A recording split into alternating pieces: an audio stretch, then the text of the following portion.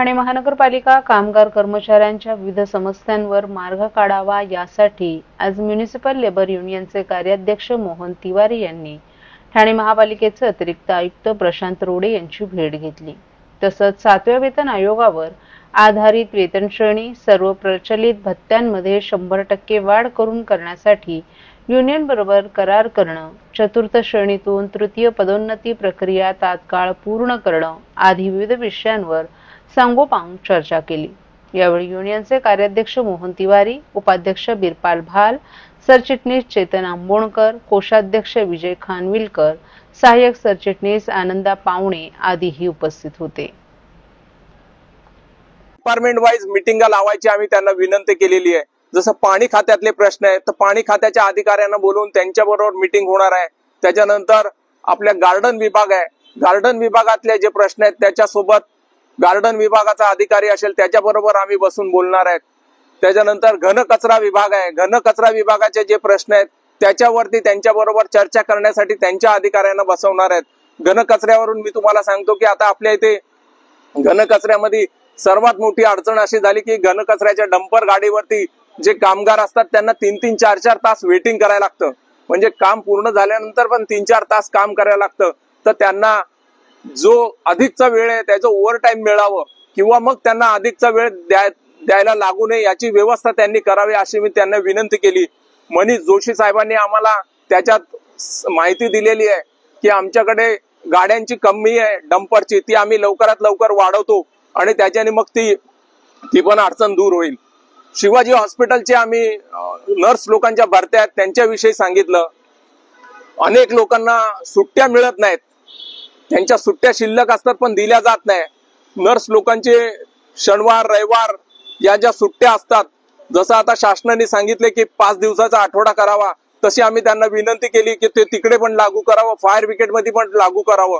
या अशा सर्व गोष्टींवर चांगली चर्चा झाली आणि त्यांनी सांगितलं की जास्तीत जास्त आम्ही प्रयत्न करू की तुम्ही ज्या मागणी केलेल्या आहेत त्या आम्ही पुढच्या आठवड्यापासूनच कामी लावू।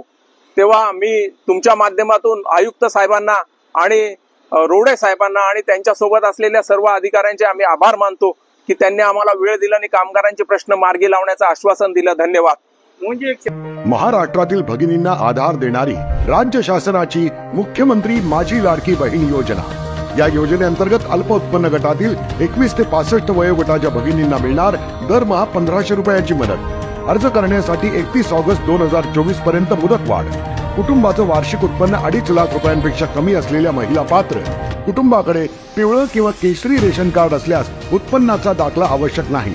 पांढरं रेशन कार्ड असेल किंवा रेशन कार्ड नसेल तर कुटुंबाचं वार्षिक उत्पन्न 2.5 लाखांपेक्षा कमी असल्याचा दाखला आवश्यक। योजनेसाठीचा ऑनलाईन अर्ज नारी शक्ती दूत ऍप वरून किंवा पोर्टलवर भरता येईल। ज्या भगिनींना ऑनलाईन अर्ज भरता येत नसेल त्यांच्यासाठी अंगणवाडी, ग्रामपंचायत, वॉर्ड ऑफिस, सेतू सुविधा केंद्रामध्ये किंवा आशाताई बचत गटाच्या CRP यांची मदत उपलब्ध।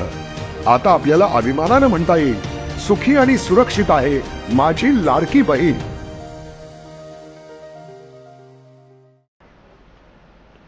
बुद्ध पौर्णिमेच्या दिवशी संजय गांधी राष्ट्रीय उद्यानाच्या येऊर भागात वन विभागानं प्राणी गणना केली आहे। याकरिता 8 मचाण बसवण्यात आले होते। यावेळी पाणवठ्यावर मुंगूस, सांबार, लंगूर, रानमांजर, सर्प आणि गरुड असे प्राणी आणि पक्षी मिळून 61 वन्यजीवांची नोंद करण्यात आली आहे। यामध्ये सर्वाधिक 19 वटवाघुळांची संख्या होती। मात्र यंदा येऊर वन परिक्षेत्रात या प्राणी गणनेत एकही बिबट्याचं दर्शन घडलं नाही। ढगाळ वातावरणामुळे प्राणी बाहेर पडल्याचं प्रमाण कमी होतं अशी माहिती वन विभागाकडून देण्यात आली। संजय गांधी राष्ट्रीय उद्यानाचा एकूण 100 चौरस किलोमीटर क्षेत्रफळापैकी सुमारे 60% भाग येऊरच्या जंगलात येतो। या भागाच्या आजूबाजूला मोठ्या प्रमाणावर मानवी वस्ती आहे। काही ठिकाणी अतिक्रमण झाल्याचंही वन विभागानं नमूद केले। तरीही वन्यजीवांचं अस्तित्व टिकून असून त्यांची संख्या लक्षणीय आहे। या सर्व घडामोडींवर जंगलात कोणते प्राणी आहेत याची माहिती घेण्यासाठी बुद्ध पौर्णिमेच्या दिवशी येऊरच्या जंगलातील पाणवठ्यावर वन विभागाकडून पशुगणना करण्यात आली। या भागात बिबट्यांसह अनेक वन्य प्राणी मुक्तपणे फिरत आहेत। काही वेळेला हे प्राणी भक्ष्याच्या शोधात जंगलाच्या बाहेरही येतात। त्यामुळे माणूस आणि वन्यजीव यांच्यात संघर्षाची शक्यता निर्माण होते। त्यामुळे बुद्ध पौर्णिमेच्या रात्री दरवर्षी ही पशुगणना करण्यात येते. बुद्ध पौर्णिमा ही प्राणी गणनेसाठी योग्य वेळ असते, कारण त्या दिवशी चंद्रप्रकाश जास्त असतो आणि प्राण्यांची हालचाल तुलनेत अधिक असते. या नैसर्गिक प्रकाशात प्राण्यांचं निरीक्षण सुलभ होतं. वन विभागाच्या या उपक्रमामुळे जंगलातील जैवविविधतेची स्थिती समजून घेण्यासही मदत होते.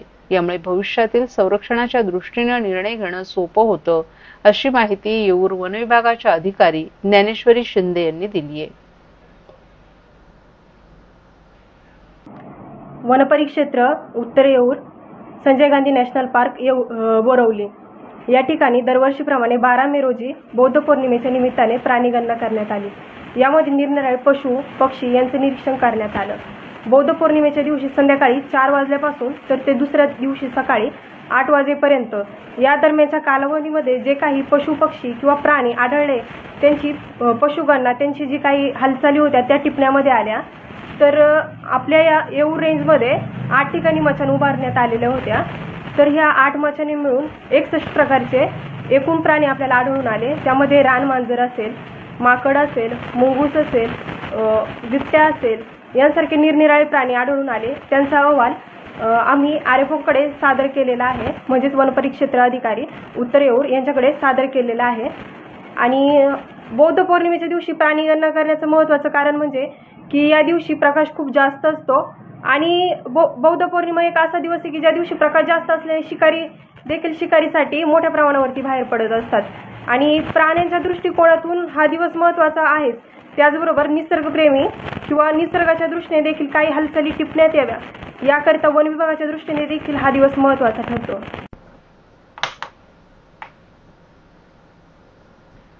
ठाणे शहर पोलीस आयुक्तालयाच्या हद्दीत आता ड्रोन किंवा इतर मानवरहित हवाई वस्तू उडवण्यास मनाई करण्यात आली आहे. शहरात काही समाजकंटकांकडून या उपकरणांचा वापर होण्याची शक्यता लक्षात घेता कायदा आणि सुव्यवस्था राखण्यासाठी तसंच सार्वजनिक शांतता भंग होऊ नये यासाठी हे प्रतिबंधात्मक पाऊल उचलण्यात आलं आहे. ठाणे पोलीस आयुक्तालय कार्यालयाने याबाबत आदेश जारी केलेत. या आदेशानुसार ठाणे शहर पोलीस आयुक्तालयाच्या कार्यक्षेत्रात कोणत्याही व्यक्तीला ड्रोन किंवा तत्सम उपकरणं उडवण्यास मनाई असेल. हा आदेश 14 मे पासून लागू करण्यात आला असून 3 जून 2025 पर्यंत तो अंमलात राहील. या आदेशाचं उल्लंघन करणाऱ्या कोणत्याही व्यक्तीवर भारतीय न्याय संहिता 2023च्या कलम 223 आणि इतर लागू कायद्यानुसार कारवाई केली जाईल असं स्पष्ट करण्यात आले. परिस्थितीचं गांभीर्य आणि तातडी लक्षात घेऊन आदेश तातडीने लागू करण्यात आला आहे असंही नमूद करण्यात आले. उपायुक्त मुख्यालय विशेष शाखा ठाणे शहर डॉक्टर श्रीकांत परोपकारी यांनी हे आदेश जारी केले आहेत.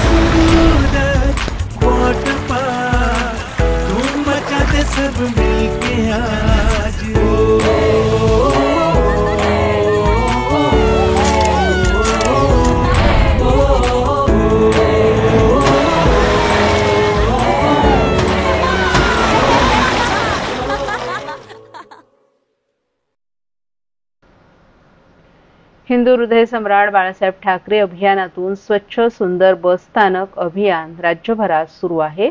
परंतु या अभियानाचा ठाणे रेल्वे स्थानकात फज्जा उडाल्याचं समितीकडून करण्यात आलेल्या पाहणी दौऱ्यातच पर्दाफाश झालाय. यावेळी समिती पदाधिकाऱ्यांना दाखवण्यासाठी स्थानक परिसराची वरवरची स्वच्छता केलीये, मात्र पाणपोई हिरकणी कक्षातील गैरसोयींमुळे अभियान फसल्याचं चित्र होतं.